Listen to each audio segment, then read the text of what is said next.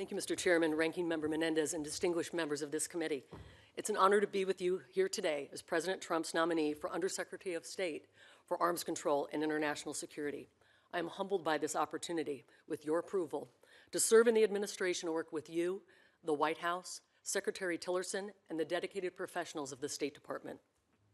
I would like to take this opportunity to thank some very important people in my life. I'm joined today by my incredible husband, David Gillian, and many dear friends. Thank you for your love and support. I'd also like to thank my parents, Phil and Georgia Hansen, who are watching at home in South Dakota, and a special hello to my mother-in-law, Meg Gillian, and my grandfather, Dean Nelson, who's 92 years young. Finally, I'd like to send recognition to my family and friends who couldn't be here today, but have served as role models and mentors throughout my life. I'm a proud South Dakotan, and it's the values and work ethic of those that I grew up with that always showed me what right looks like. I'd also like to thank Senator Thune for his kind words and appreciation for representation of our great state. I had the privilege of serving this administration before as Vice President Pence's National Security Advisor. During my tenure, I worked with the NSC, members and staff of Congress, leaders across the Departments of State, Defense, Treasury, Commerce, and Energy, to name just a few. However, my background in international security and the importance of those relationships began years before, during my 28-year career as a military officer. From leading troops in Iraq, Afghanistan, Bosnia, Germany, Central America, and other locations across the globe, I saw firsthand the importance of relationships with our allies and partners and the critical need for a strong and steadfast security structure. I've seen both the successes and failures of our arms control policy. I've been on the receiving end when diplomacy fails. If confirmed, I commit to you that I will always place the safety and security of the American people first. I'm also fully cognizant of the profound responsibilities of senior leadership.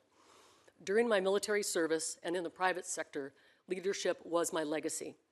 Bringing people together with different strengths and viewpoints to work towards a common goal is an exciting challenge. The State Department's Arms Control and International Security team of over 600 talented men and women are committed to advancing our U.S. policies and protecting its people. They are the backbone of our nation's most important policy decisions, negotiations, and treaties. These professionals cover arms control and international security issues, non-proliferation matters, including missile, nuclear, chemical, biological, and conventional weapons proliferation, export control policies, and foreign assistance programs, all of which are of vital national security interest to the United States. I'm excited about the opportunity to lead this team, if confirmed. I also look forward to working with my colleagues at the State Department, other U.S. government agencies, Congress, and our international community. This administration has clearly set a high priority for our nuclear posture, arms control, non-proliferation, and political military policies. The President and Vice President's commitment in these areas has been and will remain steadfast. The recent review of our nuclear and missile defense postures offer critical opportunities to outline the vision of how this administration will work to ensure our security in the face of the world's most destructive weapons. If confirmed, I look forward to regularly consulting and engaging our allies and partners, both at home and abroad, on these important deterrence, strategic stability, and defense issues. The threat of WMD proliferation continues, and the role of the United States and its leadership to counter that threat remain as great as ever.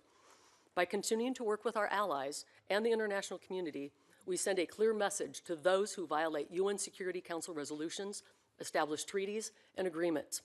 We must continue to put maximum pressure on those regimes through diplomatic and economic sanctions, including robust implementation of U.S. sanctions legislation. Along with our partners and allies, we must continue to improve upon our capabilities, strengthen our resolve, and force these regimes to change their behavior. Much has been done, but there is much more to do. As our enemies adapt and technologies evolve, so must we. I appreciate the work that's been done by this committee, and if confirmed, I welcome the opportunity to collaborate with all of you in that endeavor.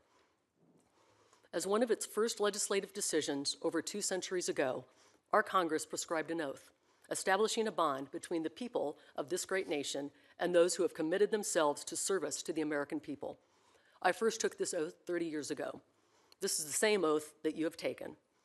It would be my highest honor to again serve the American people and support and defend the Constitution of the United States.